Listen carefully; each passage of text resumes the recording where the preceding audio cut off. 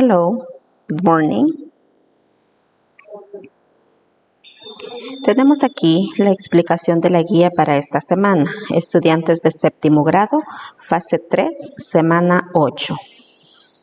Tratemos de ir avanzando para que no se nos vaya acumulando el trabajo y tratemos de trabajar los ejercicios de forma ordenada. Tenemos entonces Unit 4, Goods, July Friday Night 2021, Phase number 3, Week 8. The content, season and weather. Este sería nuestro tema para ahora. Dice seasons, las estaciones, and weather, el clima. Veamos qué hay que hacer entonces. 1.1, activation. Nos dicen, write 5 things you can see in the picture. Les ponen en español aquí en la parte de abajo lo que necesitan hacer.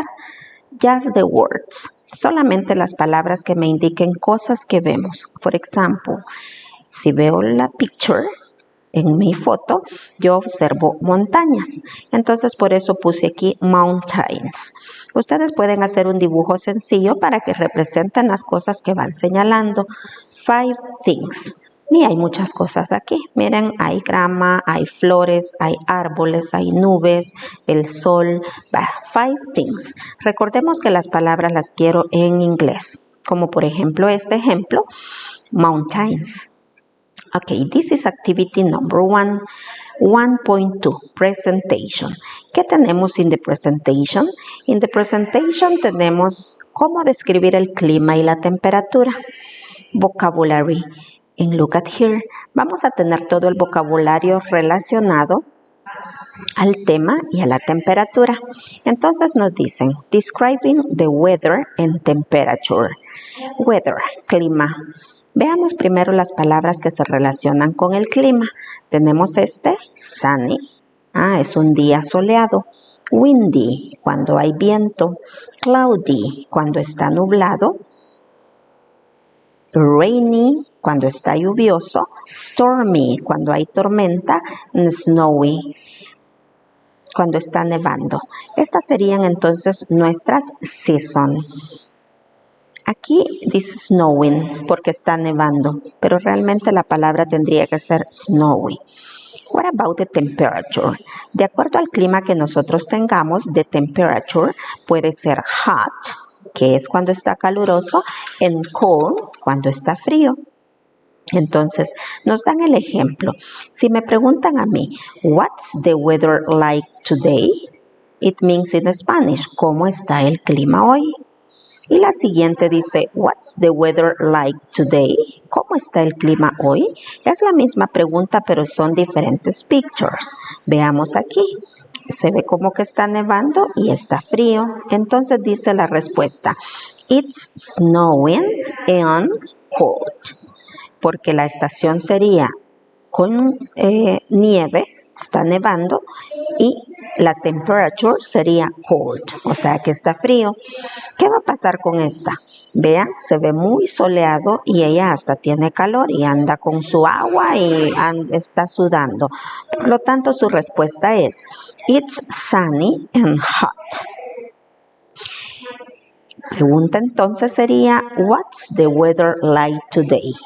Y nosotros diríamos cómo está el clima y de una sola vez cómo está la temperatura. Aquí nos dicen lo siguiente, 1.3 practice. Este sería nuestro siguiente exercise. Dice, para describir el estado del tiempo, recordemos ocupar esto. It's, y era el ejemplo que veíamos anteriormente. Mencionamos el clima y de una sola vez de temperature. ¿Por qué les dicen eso? Porque viene su primer ejercicio en este practice. Ya, ejercicio con oraciones. Y nos dicen, what's the weather like in each picture? ¿Cómo está el clima en cada una de las siguientes figuras? Entonces usted va a observar la figura, no tiene por qué dibujarla, o si usted quiere hacer dibujos sencillos lo puede hacer, pero para que no se me olvide yo puedo poner las dos palabras y luego hacer la oración. Por ejemplo, aquí vemos que el niño está disfrutando de que las hojas están cayendo. Entonces podríamos decir windy, porque hay viento y está botando las hojas, Y la temperature es lógico, cuando está windy, cuando hay viento, se pone frío, entonces sería cold. Primera respuesta entonces sería it's windy and cold. Aquí ella va con una sombría in the number 2. Me tocaría entonces it is rainy and cold. Porque ella lleva un abrigo, significa que está frío. Y así sucesivamente usted va a ir haciendo las oraciones para cada uno. El inicio no va a cambiar. It is. Y vamos a mencionar las dos cosas. Season and temperature.